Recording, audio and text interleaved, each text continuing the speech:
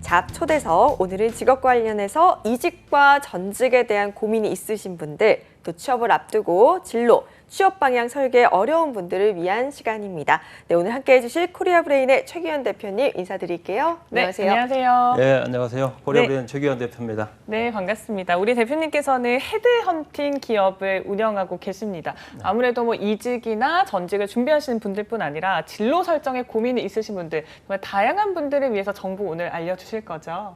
아, 그럼요. 예. 네, 오늘 좀 어떤 내용들 저희 기대해 보면 좋을까요? 그 학생들이라든가 이제 직장인들이 처음에 이렇게 할 때 본인들이 이제 잘 안다고 생각하지만 그 진로에 대해서 사실은 이제 지나고 나서 보면 한 10년, 15년 이렇게 지나고 나서 보면은 오류들이 많이 있거든요. 네. 이제 그런 부분들을 저희 같은 어떤 그 전문적인 입장에서 미리 좀 한번 좀 짚어주면 조금은 애들한테 좀 그 학생들한테 좀 참고가 되지 않을까 이렇게 좀 생각을 하고 있습니다. 네. 네, 이제 오늘 계속해서 이렇게 최규현 대표님과 이야기를 나눠볼 텐데, 저는 이 헤드헌팅이라고 한다면 기업이 원하는 인재를 찾아서 이렇게 연결해주는 일이라고 알고 있거든요. 제가 제대로 알고 있는 걸까요?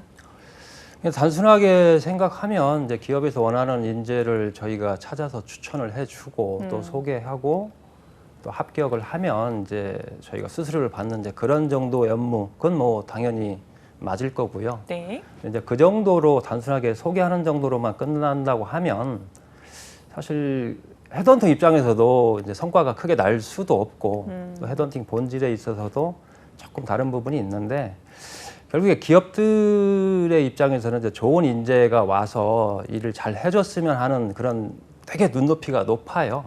근데 이제 그 당사자, 후보자들 입장에서 보면은 되게 중요한 일이거든요. 회사를 한번 이렇게 움직이고 한다는 게. 그래서 그런 부분에 대해서 헤드헌터가 상당히 좀 면밀하게 업계 전반 이 사람의 어떤 커리어 앞으로의 어떤 너무 거창한지 모르겠는데 뭐 인생의 어떤 전반적인 어떤 그 방향 이런 부분까지도 한번 신경을 해서 이렇게 해야 되는 부분이 분명히 작동을 하기 때문에 사실 그렇게 단순한 일은 아닙니다. 네.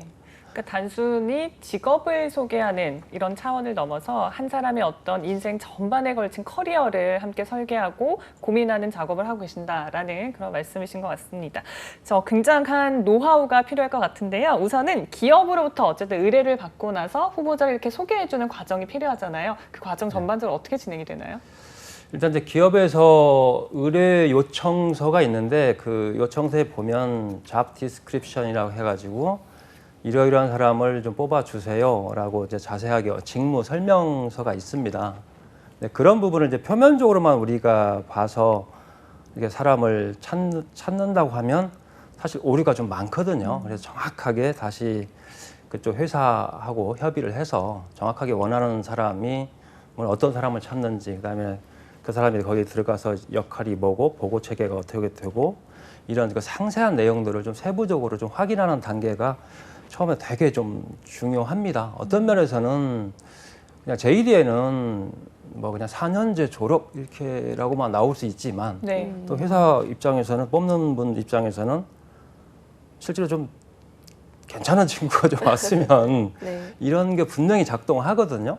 그렇지만 이제 그 JD 상에는 이제 표현할 수 없고 이런 부분들까지 우리가 좀 확인하는 그런 초기의 절차가 제일 중요하고요. 네. 자, 그걸 토대로 이제 어떤 온라인 툴이라든가 이게 뭘까 잡 포털 또 최근에는 링크드인이라든가 리멤버 같은 그런 또 SNS 툴들이 강력한 툴들이 많이 나와 있고요. 네. 그다음에 조금 더 실력 있는 뭐 그분의 업계에서 오랫동안 활동하신 분들은 이제 또 현업의 어떤 지인 관계라든가 그런 쪽을 통해서 하여튼 적합한 분들을 이제 서칭하는 소싱을 하는 단계가 있고요.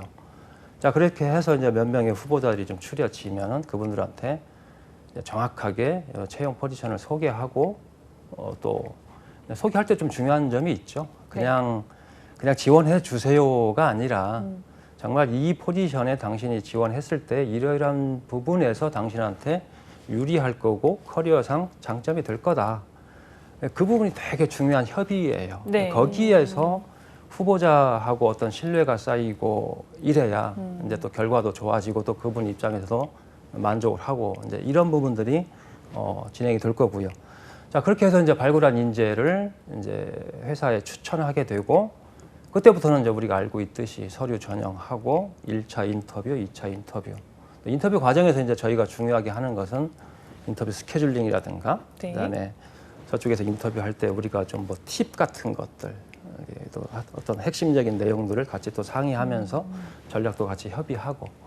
자, 그렇게 해서 이제 합격을 하게 되면은, 합격하고 나서 좀 한 가지 또 중요한 절차가 있죠. 그 처우 조건, 네. 네. 처우 조건이라든가, 특히 이제 그 입사 날짜를 정하는 게, 뽑는 회사 입장에서는 뭐 급하니까 필요하니까 뽑았을 거고, 네. 그렇죠? 그래서 빨리 와서 일을 해줬으면 싶을 거고, 근데 이제 후보자 입장에서는 일을 잘하는 친구일수록 저 마무리를 깔끔하게 하거든요. 또 회사에서 중요한 일을 맡고 있기 때문에 그 인수인계 절차라는 부분이 분명히 필요할 거고, 그런 부분에 있어서 항상 후보자하고 채용하는 쪽에서 그 입장이 좀 다를 수 있는데, 그런 부분들을 중간에서 되게 이렇게 좀 잘 이렇게 조율을 해주는 역할이 필요합니다.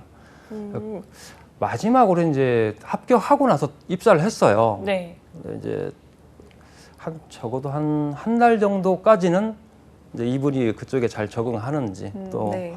원래 맡고자 하는 업무 그대로 진행이 되고 있는지를 한 번 정도는 확인해서 이렇게 중간에 이렇게 좀 정리를 해줄 필요는 있습니다. 네. 네, 지금 말씀하신 게 인재 서칭으로 링크드인이나 뭐 리멤버와 같은 플랫폼을 말씀해 주셨는데, 그럼 이 인재가 직접 지원을 하는 방법은 없을까요? 이런 헤드헌팅 기업에.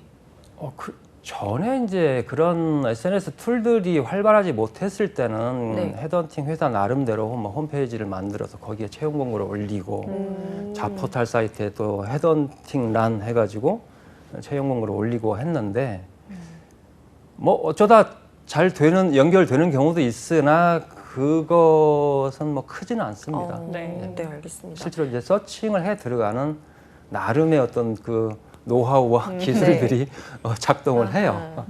그럼 이렇게 서칭을 통해서 찾아낸 인재를 직접 만나시잖아요. 만났을 때 그 사람의 특징, 강점을 정확하게 파악을 하셔야 될 것 같은데, 어떤 식으로 진행이 될까요? 저도 이제 헤드헌팅을 오래 하고 나서부터는 뭐 나름 이제 감이 생겨서 그냥 네. 전화 통화만 몇 분 해도 오. 대략 이분의 캐릭터가 어떻게 되겠다 이렇게 감이 오는데, 네. 처음에는 이제 많이 만나고 다녔겠죠. 네, 그랬을 때 제일 먼저 딱 드는 첫 번째 보는 게 이제 이분의 이미지거든요. 이미지가 그냥 뭐 외모에 멋있다, 뭐 깔끔하다 이런 이미지보다는 네. 말을 처음에 한 5분, 10분 정도 쭉 나누다 보면 대충 감이 오거든요. 이야. 이분의 이미지가 호감을 주는구나, 케미가 통한다, 신뢰가 좀 있다. 왜냐하면 뽑는 사람 면접관 입장도 똑같을 거거든요, 저하고. 자기하고 같이 일할 사람을 뽑기 때문에 뭔가 편안하고 대화가 되고 이런 분들 관점에서 뽑는 거지, 그냥 스펙만 보고 자료 잰 듯이 하는 게 아니거든요. 그래서 그 감정이 제가 느끼는 감정이나 면접관이 느끼는 감정이나 비슷할 것이다. 이제 그래서 대화를 통해서 이제 이분의 어떤 그 이미지나 신뢰도를 한번 제가 간접적으로 체크를 하고요. 두 번째는 이제 저는 좀 공격적인 측면이 있어서 그런지 모르겠는데, 네. 그냥 이쪽 업무를 잘 하냐고 물어봐요. 네. 눈을 똑바로 뜨고 네. 이쪽 업무 잘 하세요? 본인이 선수라고 생각하세요라고 직접 물어봐요. 네. 네. 그러면 웬만한 분들은 사실대로 얘기를 하거든요. 그래서 진짜 잘하는 사람들은 망설임 없이 눈 똑바로 뜨고 자기는 잘한다라고 얘기를 해요. 근데 그러지 못한 분들은 뭔가 말이 길어져요. 상황 설명을 네. 해야 되기 때문에 이제 그런 부분. 그다음에 이제 숫자로 좀 확인할 필요가 있을 때는 숫자로 확인해요. 제가 뭐 PB를 만났다. 증권사에서 이제 은행 쪽에 PB를 많이 이렇게 좀 영입할 때가 좀 있었거든요. 몇 년 전에. 그럴 경우에는 뭐 PB들 얼마나 멋있게 보여요. 그냥 우리가 표면적인 걸만 물어볼 때는 이 사람이 잘하는 사람인지 뭐 잘 몰라요. 말들은 다 잘하시는 분들이기 때문에 PB들은. 네. 직접적으로 당신이 지금 관리하고 있는 자산 규모가 얼마냐? 그럼 뭐 20개냐? 뭐 30개냐? 이렇게. 아, 참, 2,000개냐? 3,000개냐? 네. 뭐 이렇게 물어봐요. 그리고 실제로 거기에서 1년 동안에 발생하는 어떤 뭐 수수료라든가 그런 투자 수익, 그런 자문료 수익이 이게 너의 실적으로 몇 억 정도가 이렇게 잡히니라고 직접적으로 물어보거든요. 그럼 어떤 분들은 뭐 한 10억 정도 내가 회사에 벌어준다, 20억 뭐 이렇게 하거든요. 근데 그런 부분에 대해서 정말 프로급 선수들은 다 이 얘기를 자신 있게 해요. 네. 이제 하나 정도 더 이제 본다면 이제 되게 요즘은 이제 그 소통을 할 때 대화를 부서 내에서 소통을 하고 할 때 카톡이나 문자 좀 많이 하고 뭐 이러잖아요. 근데 정말로 제가 겪은 바로는 정말 잘하는 분들 아주 선수급들은 거의 대화나 소통을 이렇게 만나서 대면으로 하거나 전화로 좀 많이 하는 것 같아요. 왜냐하면 SNS나 카톡 이런 것들은 미묘하거든요. 말 잘못하면 그거 가지고 뭐 밤새도록 어떤 사람은 그거 가지고 밤새도록 이 사람이 왜 나한테 이 메시지를 줬을까 고민할 수도 있고 오해의 소지가 있기 때문에 네. 근데 이제 만나서 1대1로 풀 경우에는 충분하게 자기 본심이 전달될 수 있고 그래서 정말 잘하시는 분들은 지금도 이렇게 대화를 통해서 대면을 하면서 이렇게 대화를 풀어가고 그런 분들이 결국에는 최종적으로 회사에서 높이 올라가 고위급까지 올라가고 이렇게 회사의 리더가 되는 게 아닌가. 제 나름의 이제 기준은 그렇고요. 뭐 그렇게 안 하면서 더 잘하시는 분이 또 있을 수 있으니까 이제 네. 그 부분은 제가 예. 알겠습니다. 한 15년, 20년 이렇게 이 분야에 계셨으니까 아마 대표님만의 어떤 노하우가 많이 있으실 것 같습니다. 그래서 저희가 궁금한 게 있어요. 예, 네. 예. 네, 저희 왜 한 5분 정도 보면 이미지를 보면 안다라고 하셨기 때문에 예. 네, 약간 이렇게 점을 보는 듯한 느낌이긴 하지만 저희가 만약에 전직을 한다면 뭐 어떤 회사, 어떤 곳과 좀 어울릴 것 같다 이런 게 혹시 있으신가요? 저희 두 MC. 제가 이제 네. 아까 잠깐 뵙고 여기 들어올 때 이제 네. 좀 뵀는데 이게 제가 사실 업무에 대해서는 제가 모르잖아요. 아, 일을 그쵸. 같이 안 해봤기 때문에 그렇지만 이제 처음에 만났을 때 뭐 당연히 뭐 외면적인 그 외형적인 이미지야 뭐 훌륭하시고 그 부분에 대해서 제가 평가할 수 있는 대상이 아니고요. 훌륭하시니까.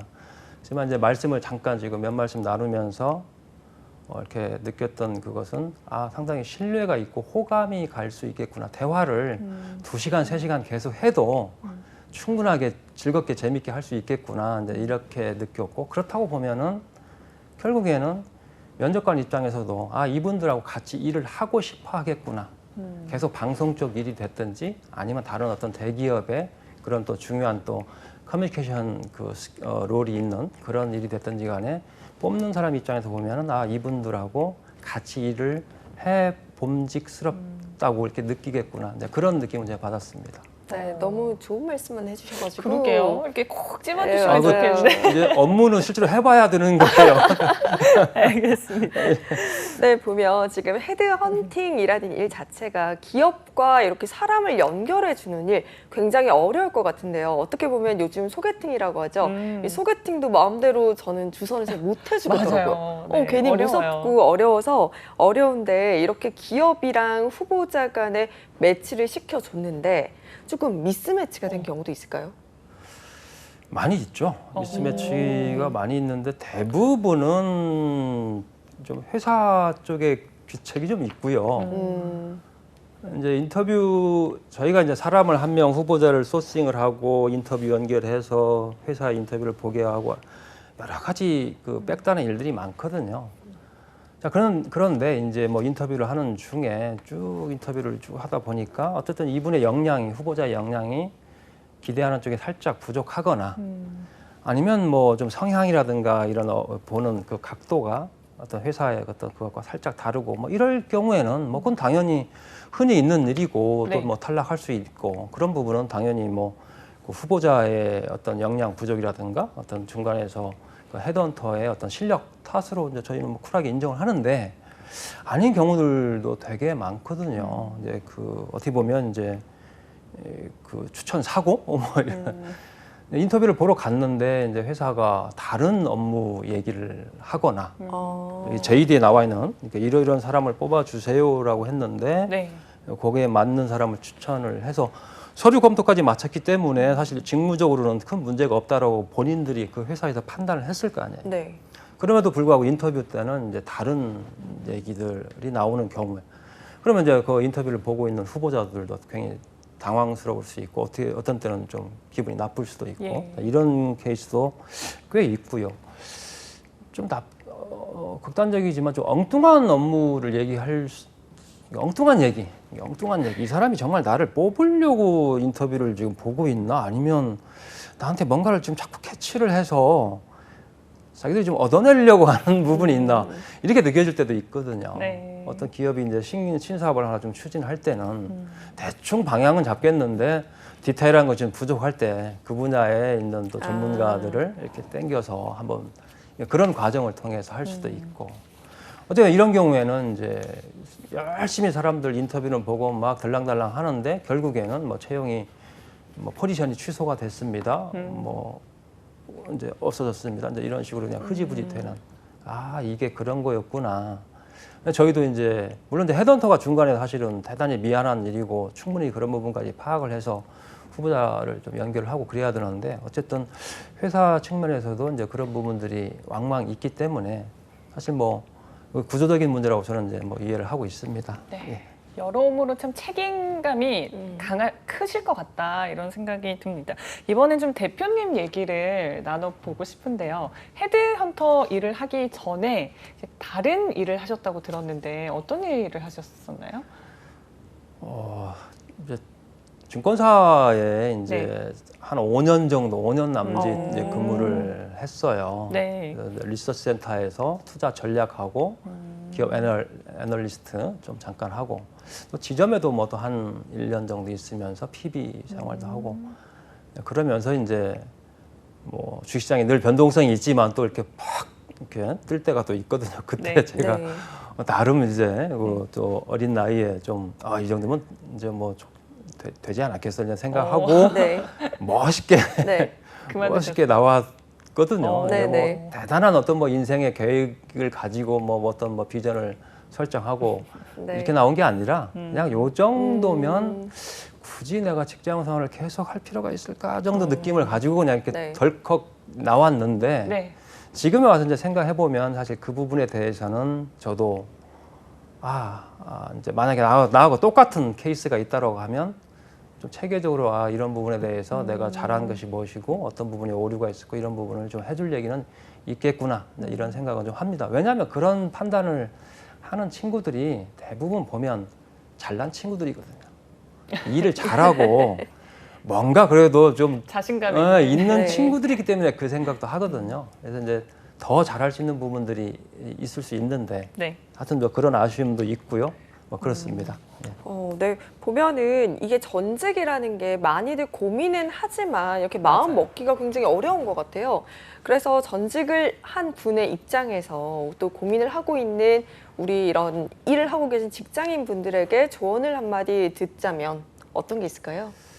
이제 전직이라는 것은 어떻게 보면 이제 자기가 지금까지 해온 일을 떠나서 완전히 업종을 바꾸는 거거든요. 근데 뭐 직장인들이야 뭐 업종 자기 업종을 떠나서 다른 업종으로 가는 것은 그쪽 업종에서 안 받아줄 거니까 잘 안 될 거고 당연히 결국에는 뭐 가장 흔히 선택할 수 있는 게 뭐 이제 회사 생활을 떠나서 자기 비즈니스를 하는 뭐 그런 정도의 생각일 거예요. 특히나 이제 뭐 그런 생각을 가장 많이 할 때가 인생에서 가장 도전적이고 뭐 이렇게 자신감이 있는 20대 후반, 30대 뭐 이런 때거든요. 그래서 이제 그런 때에서 한번 정말 하나만 제가 좀 당부드리고 싶은 게 네.